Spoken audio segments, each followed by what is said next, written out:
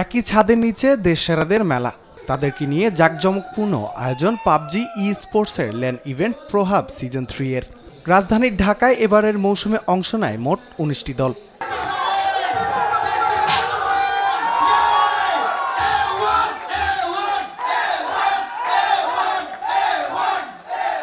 নিজেদের পছন্দের পাবজি প্লেয়ারদের খেলা লাইভ স্ট্রিমিংয়ে দেখতেও ইভেন্টে ভিড় জমান দর্শকরা, যেখানে 18 দলকে পেছনে ফেলে দেশের পাবজিতে পরিচিত টিম A1 হয় এই ইভেন্টের চ্যাম্পিয়ন। তো আমার সবসময় আসলে অনেক আগে থেকে সবাই দর্শক সাপোর্ট করে আসেন, এখনো সাপোর্ট করতেছে অনেক বেশি। তো সবাই মানে বলা যায় যে আমার জন্য বা আমার টিমের জন্য সবাই আর কি অনেক পাগল ফ্যান বলা যায় আর কি।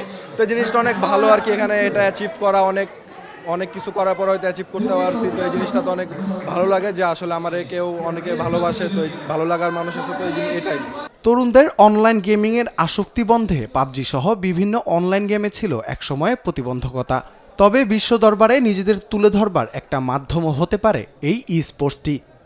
এখন তো আমাদের দেশে অফিসিয়ালভাবে কোনো ল্যান হয়নি, এটা আনঅফিসিয়াল ল্যান। অফিসিয়াল ল্যান হলে এটার থেকে আরও বড় হয়তো প্রাইস পুল অনেক বেশি থাকতো। তো এটার মধ্যে মানে ব্যানের অনেক বড় হাত আছে। দেশে যদি আনব্যান হয় তাইলে আমাদের দেশে অনেক ভালো ভালো ল্যান হবে।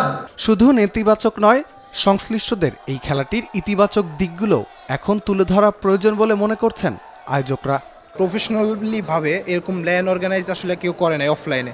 ফর দ্য ফার্স্ট টাইম আমরা এটা অর্গানাইজ করতেছি যাতে বাকিরা আমাদের দেখে উৎসাহিত হয়। এরকম একটা বড় পরিসরে প্রথমবারের মতো ল্যানে আসা এবং কমেন্ট্রি করা, সো সেখান থেকে এনজয় করছি। প্লেয়ার্সরাও নিজেদের দিক থেকে যথেষ্ট চেষ্টা করছে যে ইভেন্টটা আছে অডিয়েন্স আসছে আরও এন্টারটেইন করার জন্য।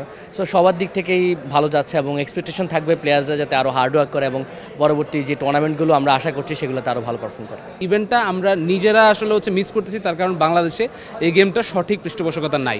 সো এই জিনিসটা যদি আসলে আমাদেরকে একটা সুযোগ দেওয়া হয়, আমরা যদি টেস্ট ফেজ হিসেবেও যদি এই জিনিসটা রান করাতে পারি এবং আমরা যদি সেখান থেকে আসলে প্রপার রিপোর্টটা সাবমিট করার একটা সুযোগ পাই অ্যাটলিস্ট, যে আমরা এখান থেকে এই কাজগুলো করছি অ্যান্ড এই কাজগুলো করার এগেনস্টে আমাদের এরকম রেভিনিউ জেনারেট হচ্ছে, তারা যদি আমাদের কাছ থেকে এই রিপোর্টগুলোও অ্যাটলিস্ট নেয়, তাহলে এটা তাদের নিজেদের চোখ খুলে যাবে যে আমাদের এখানে কত বড় একটা সুযোগ আমরা হাতছাড়া করতেছি। টিমের একটা স্ট্যাটিস্টিক্স অনুযায়ী বর্তমানে বাংলাদেশের গেমিং মার্কেটের সাইজ 725.60 মিলিয়ন US ডলার এবং একই সাথে এটা অলিম্পিকেও আছে, স্পোর্টসটা অলিম্পিকেও আছে, স্পোর্টসটা কমনওয়েলথ গেমসেও আছে। এত বড় বড় জায়গাতে স্পোর্টস থাকার পরেও আমরা বাংলাদেশ থেকে স্পোর্টসের প্রায়োরিটি দিচ্ছি না। আমাদের কাইন্ড অফ বলতে গেলে ফার্স্ট টুর্নামেন্ট, তো সেক্ষেত্রে বাংলাদেশে, তো সেক্ষেত্রে আমরা খুব অল্প অডিয়েন্স রেখেছি, কারণ বাংলাদেশে এটার অনেক বেশি ক্রেজ রয়েছে। পাবজি মোবাইল স্পোর্টসের ফ্যান বাংলাদেশে সবচেয়ে বেশি অন্যান্য যে কোনো স্পোর্টস। রাফিউল ইসলাম রাতুল, দেশ টিভি, ঢাকা।